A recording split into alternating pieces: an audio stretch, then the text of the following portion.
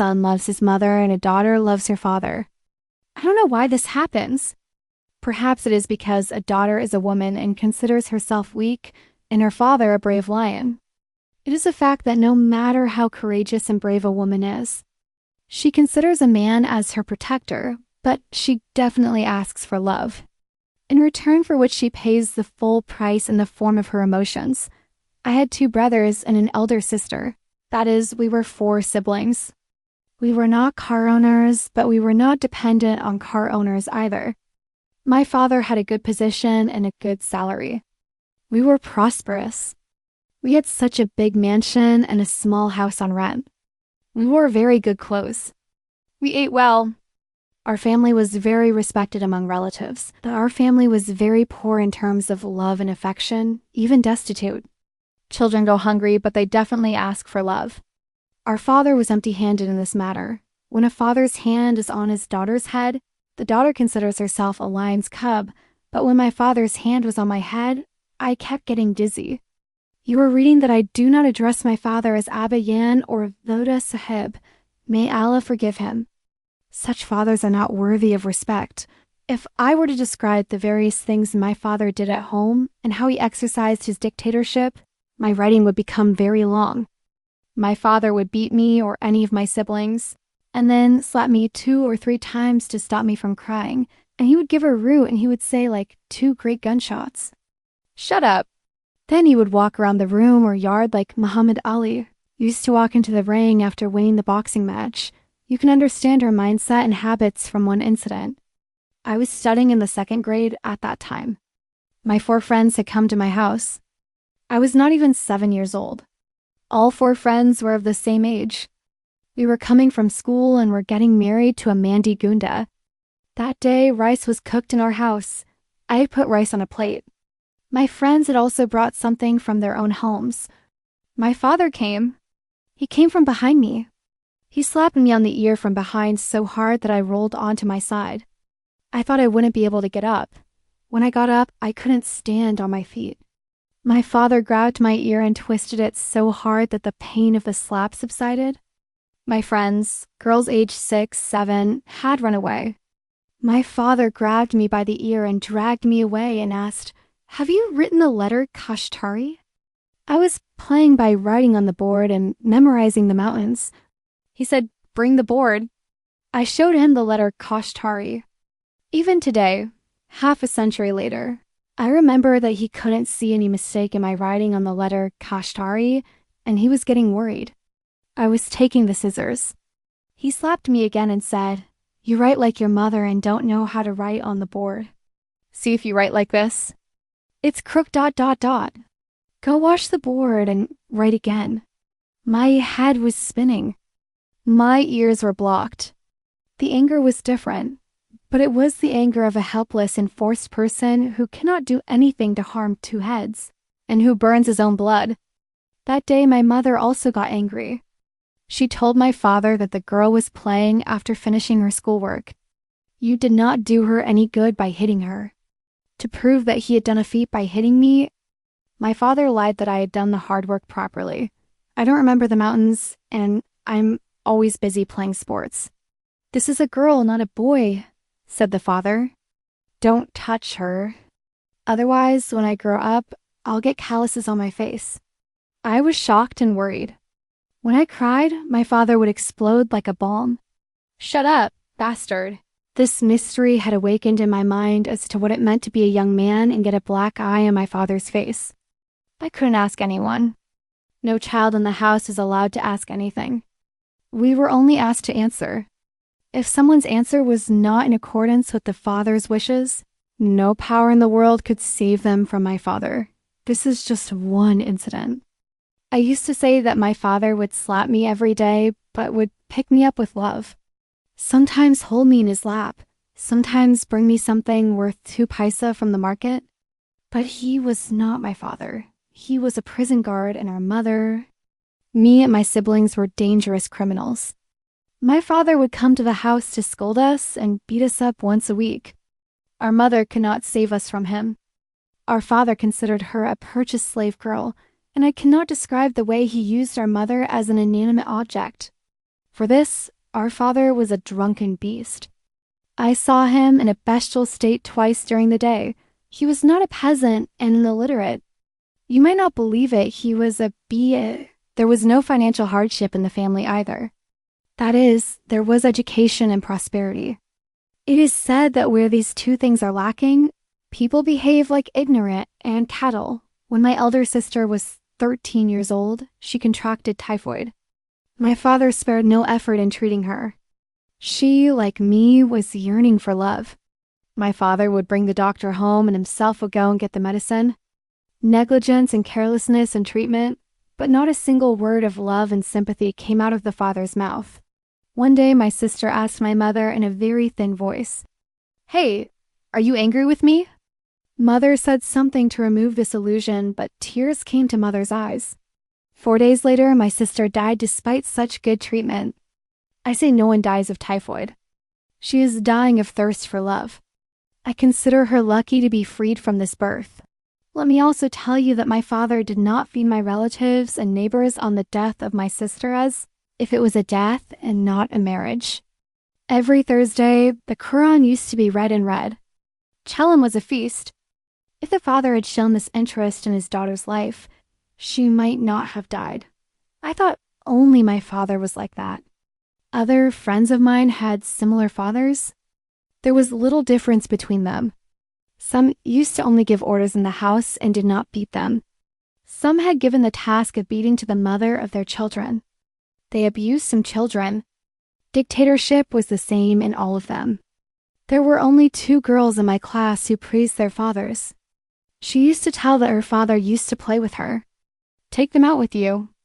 Love them and tell them stories. We were surprised that such fathers exist. It was also thought that their fathers might not know that if you treat girls well, they will get calluses on their faces when they grow up. Our minds were raw. We used to say that if fathers who are in love with girls are stupid and have little intelligence, then I am good. I prayed many times that my father would also become an idiot. I grew up, but my father's behavior remained the same. Every word of rebuke, no matter where it came from, was directed at our mother or at us children. Mother, at least there was no peace, so she also did not talk about love with us. I reached the age where even secrets are understood. It turned out that my father did not want a girl to be born in his house. A friend of mine had told me that her father used to say that daughters should not be treated gently. Otherwise, they would get angry and become spoiled when they grow up. My father also had similar thoughts. Only Meme Aleph Sahib can tell you what kind of fire burns inside someone who is not loved and is scolded and slapped instead of loved, and what kind of person he becomes. When I turned 15, I realized that I was very beautiful. I should not have been given beauty. You must have seen some 15-year-old girls who talk intelligently and speak very well in front of everyone. This quality was not born in me. A fear had settled in my heart, and it seemed that some accident was going to happen to me. I had no confidence in myself. I used to feel lost. Sometimes I would feel so bored that I wanted to go somewhere. I used to constantly think that there was something wrong with the clothes I was wearing that I couldn't see. I would get caught up in this delusion and keep looking at the clothes I was wearing. It became a habit that I would look at myself in the mirror for a long time. I fell in love with myself. I used to feel a void in myself. The thirst for love was so great that sometimes my tears would come out. There was a young man in the house in our neighborhood who was not yet married. He was not a handsome young man that I liked. Our toilet was on the roof as per the custom. There was a wall on the roof on all sides. I was a little taller than the wall. One day I went up and he was standing on his roof. When I saw him, he smiled a little. I was sure that no one could smile at me. A smile is for love and desire. I lowered my eyes and looked at him. Then I saw him smiling. He was not a stranger to me. He was a boy from the house next door. The difference was that I was a veiled man and used to go to school in a burqa. I didn't intend to do that, but a smile automatically came to my lips. That was it for that day. The next day it was the same. On the 3rd day, I went to O without doing anything during the first 2 days. She was in her room. That day, he smiled more and he also nodded. I found my head by myself. The next day, He came near the wall and threw a cannonball at you and moved away. It had words of love and affection written on it. It also said that you are the killer of love. If you do not accept my love, then forgive me for the sake of God, and this is a rack single quotes, a throwback. I didn't throw the rock back. I looked at him. He wasn't smiling. Maybe he was scared. I smiled and made his fear go away. If I had been sane, I would have liked someone as beautiful as me instead, but this was the first person who made me fall in love. I used to go to school in a burqa. The niqab was down. I saw him standing on the road twice. I can tell you clearly that when I got to know the taste of love, my heart started beating faster. I was young now. When some problem arises at home, everyone gives their own advice. I told my mother about it. When I gave my advice to my father, his father spoke contemptuously. So be quiet. Grandma was not my mother. What I say is right. Even when I was in the 10th grade, my father would slap me for even the smallest things. For that me? I was just a 5 or 6-year-old girl. My handy name was something else. I wrote the fake name Majid. With Majid, the meetings increased. He would come from college and I would leave school on some pretext or the other. Sometimes we would meet on the roof. I had a bad habit. Sometimes I would feel that he did not love me, that he was lying.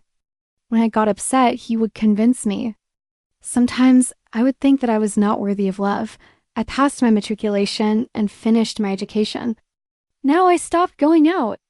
I kept meeting Majid on the roof, but the fear was still there. A year passed and I got married in the city, and 6 or 7 months later, Majid also got married. I did not regret at all that my love was with Majid and my husband became someone else. When I went to my husband, I was happy to see that if Majid was a river of love, then my husband was an ocean of love. He gave me complete freedom. He was free and open-minded. He gave me a lot of money. He filled me with the utmost pleasure of love, and I drowned in his love, but what my father's behavior had made me into. I could not change that. The fear that my son had in my heart, he was present. I used to get angry sometimes over very small things. It was like a seizure during which I would start suspecting my husband that he really wanted another girl and was cheating me by giving me money and false love. I would secretly look in his coat pockets to see if there was a letter from some girl. If there was my hair on his clothes, I would be furious that it belonged to another girl. He would say that you are a very sweet girl. If you were not the same, you would look even more beautiful. Now that I am serious and have reached the age of 7, I feel that my mother-in-law was not as great as I thought. He was also a good man, but when my husband would sit with his mother, I would say that my mother has read the strip against me and is not sitting there. Keeping this illusion in my heart and making up some other excuse, I would fight with my mother-in-law and tell her that she is turning her son against me. And the fight in my mind was working in 2 ways. One thought came straight and the other came back. Along with love, there was also delusion. My husband was a human being after all. He tolerated my delusions, anger, and slander for some time, then he started getting fed up. I had a child. Still, my mind was not clear. 2 years passed. 4 years of married life had passed when my husband divorced me and kept our child with him. When I went to my parents' house, my father welcomed me with these words. I was saying this so that a daughter would not be born. You have put a stain on my face. At that time, I blamed my mother-in-law and husband for the divorce, but today I confess to you that it was my own fault. What is more true is that my father's behavior had made me such that delusion and anger had entered me in the way that a jinn enters a human being. Majid had become a father of 2 children. Now I started meeting him with some freedom. He had another house of his own in another part of the city. Majid's father vacated it and gave it to Majid. He went there with his wife and children. Majid told me the way to this house. I went there on the pretext of meeting his wife. After that, Majid adopted this method of meeting me that he would send his wife to Mecca for 2 or 3 days and I would go to his house during the day. One day he said that his wife had become suspicious. His wife's brothers were strict men. One of them must have been keeping an eye on me. Once Majid's wife went to her house, and I found out. My father went to the office, so I went to Majid's house. I got off the train and entered an alley. Majid's house was just ahead. As I turned into the alley, a man called my name. I stalked and looked back. My burqa was down. He was a very handsome young man. A Kurd. "If you come back from here, your honor will not be damaged," he said in a tone that did not contain any fear. "You are the daughter of a respected father. Take care of her honor. I have shown you mercy by keeping you here. Majid is waiting for you. I could have caught you with him at the right time. Majid's neighbors have made a way for me to descend from above to Majid's house. They would have been with me too, but mercy has arisen in my heart. Don't spread thorns in my sister's life. I was a thief and I was caught." Sweat broke out all over my body and I felt dizzy. I was a lost woman. I turned around and walked back. He stopped me and said, "Don't go alone. I will take you to Tanga." I told him in a dead voice that I came alone. "I will go alone, ... But he didn't let me go alone. While walking with him, I asked him, "Will he not tell my father?" I was afraid. He said he wouldn't tell my father. We were going in the Tanga. Tanga turned away and I asked him where he was taking me. He smiled and said he wouldn't take me anywhere else. I kept quiet and Tanga stopped in front of a hotel.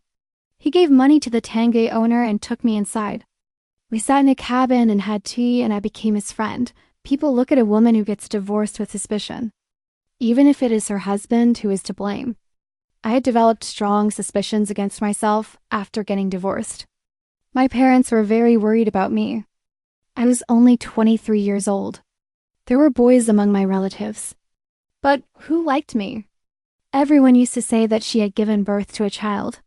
My father had stopped talking to me. Whenever he saw me, there was contempt in his eyes. My mother had nothing to do but cry. Both my brothers also used to cry with me. And I was wandering. I made this new man he had become a friend and companion. A year later, a candidate of mine came forward. His wife had died. I was 8 or 10 years older than me. He married me without asking me. When I saw him, I felt sorry and did not come. He was a completely straight and rude man. His appearance was ordinary. He was so impressed by my beauty that he made very interesting movements. He would put his hand towards me and then pull it back. When he did this movement twice, I burst out laughing. He became a little shy and said, "I am afraid to touch you. I did not know that you were so beautiful. You will not consider me your murderer." I held his hand.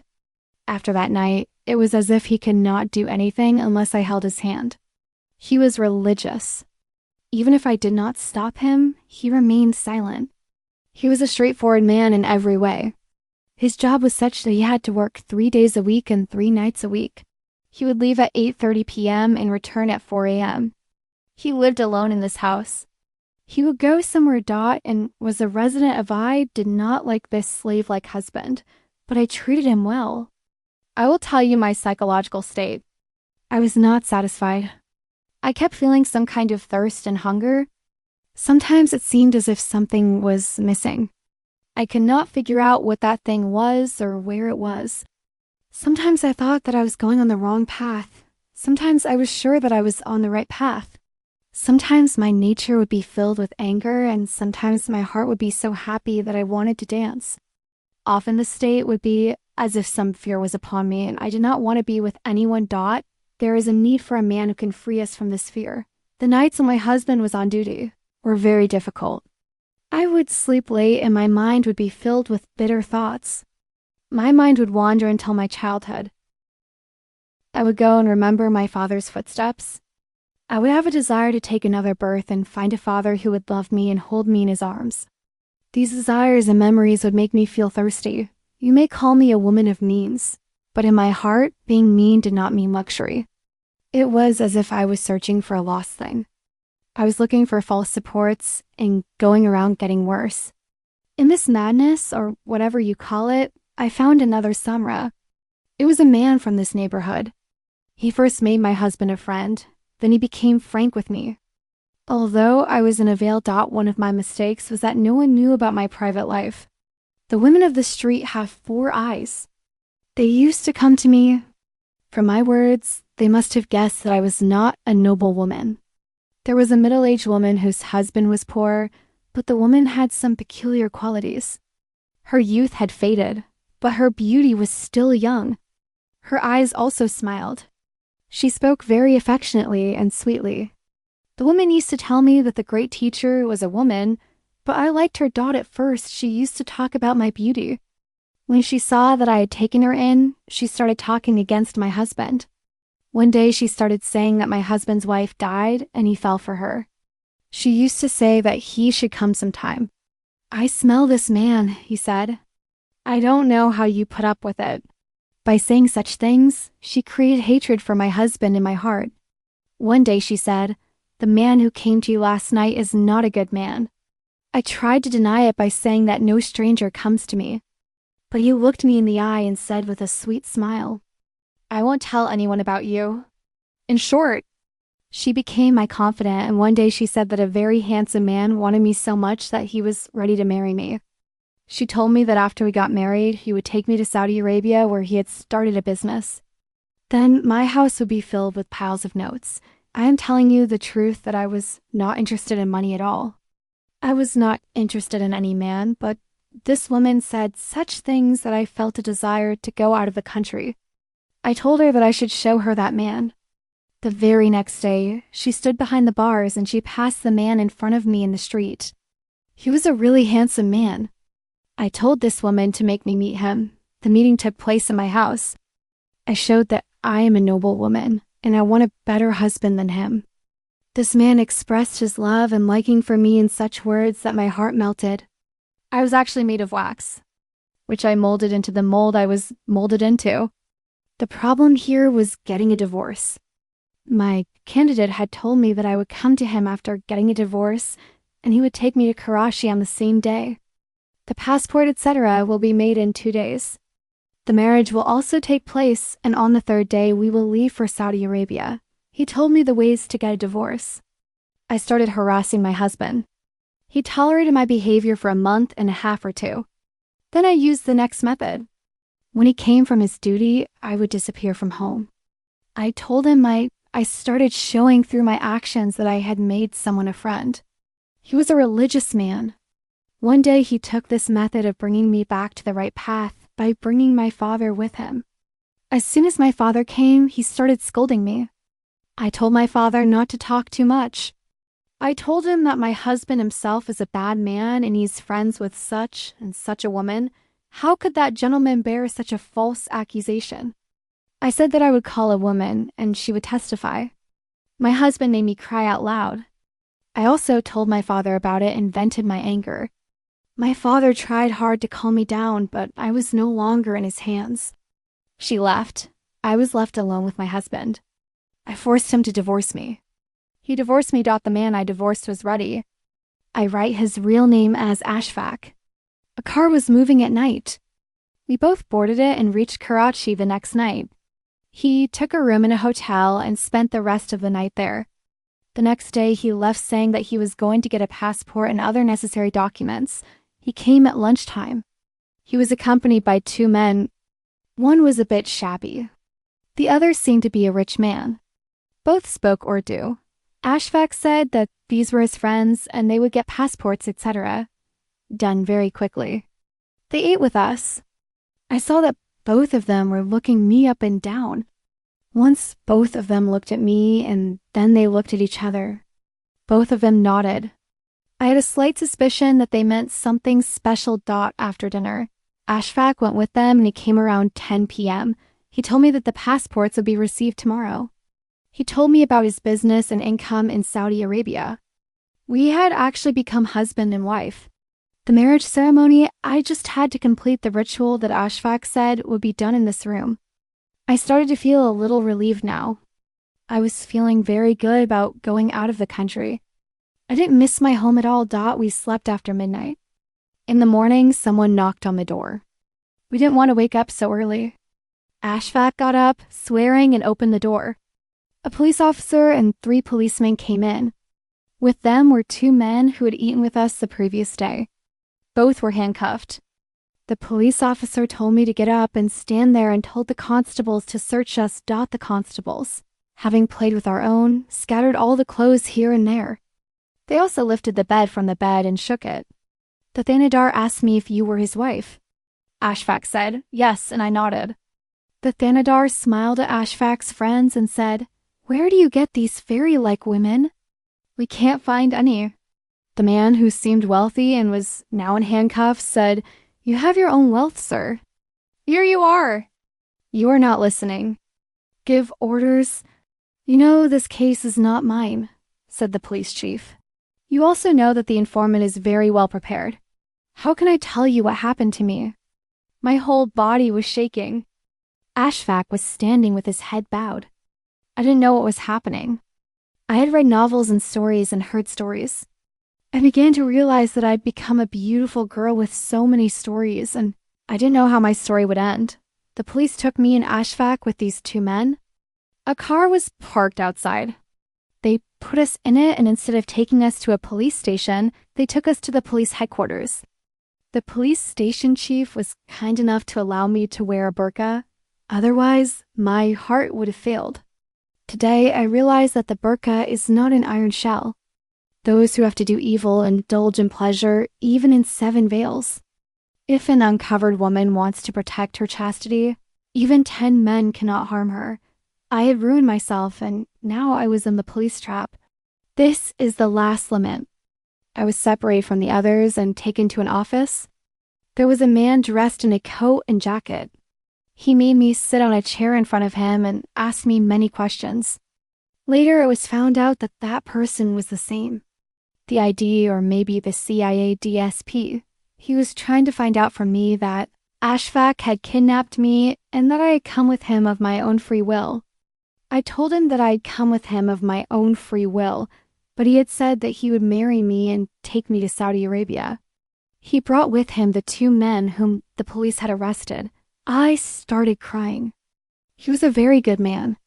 He asked me where I was from and whose daughter I was. I told him the whole story that I had told you. I had started this story from my childhood. I did not hide anything. I also mentioned the name of the woman who had handed me over to Ashfaq. The DSP asked for her name and address and wrote it down. She will be brought before you. The short story was that a new crime had started in Pakistan. That girls were brought to Karachi by showing them the Green Garden just as Ashfaq had shown me. And their price was fixed there, and after performing a formal marriage, they were taken to Saudi Arabia and Kuwait, etc. And there they were sold in the harems of the wealthy Arabs. These 2 men, whom Ashfaq had brought to the hotel, came to see me and to negotiate a price. Someone, perhaps an employee of the hotel, informed that the hotel I came to the mill and saw these 2 men. That same night, another goods were recovered from their possession. The police raided our room and I was recovered. The DSP used to make me a witness, but said that I would have to go to my parents, and from there, they would call me at the government's expense. I folded my hands in front of him and cried and said that don't send me there. Instead, keep me in custody. Everyone says that policemen are not good people and they spoil whoever comes into their net. They could spoil a beautiful woman like me in any way they wanted. But the police put my life in such a situation that all my money was cut off. I do not know what action the police took to get information about me. It is known that I was handed over by the DSP to an elderly man who took me to his house. He had a wife. One girl was 16 or 17 years old and 3 boys were younger than her, several times. This elder took me for interrogation. The woman who had introduced me to Ashfaq was also arrested and taken to Karachi. During this time, this elder asked me how I'd fallen into the hands of this group. The elder and his wife treated me so well that I told them all my story. They told me that the DSP was a good and sincere man, and he asked this elder to keep me in government custody and keep advising me to follow the right path. This elder proved to be a wali Allah for me. He kept putting it in my mind that I was thirsty for love and it was my father's fault. My father's behavior made me a psychopath, and I was losing myself in the deception of love. He used to say that love and forgiveness are with Allah. Remember Allah. Whoever is at fault, the sins have been committed by you. Thus, he filled my heart with the commandments and love of Allah, the Messenger, and the religion. Meanwhile, the case went to court. I testified. The lawyers of the accused also cross-examined me in a morally degrading manner. Another beautiful girl was recovered. There were 2 other accused in this case whom I had not seen before. In the end, all of them were sentenced to 4 years in prison. The woman who introduced me to Ashfaq was sentenced to 2 years. During the trial, this elder had also arranged my marriage. This man's wife had died. My first husband was also educated, but this third husband was also intelligent along with education. We got married very quietly. It turned out that he knew my entire history, and this man was chosen for me by the DSP. I made him sit in the depths of my soul. I had strayed in search of love and compassion and went through such great realities that opened the doors of my heart and mind. I spent the rest of my life asking for forgiveness from Allah. Allah gave me a child who is young today. All my wishes have been fulfilled. 3 years have passed and my husband has become dear to Allah.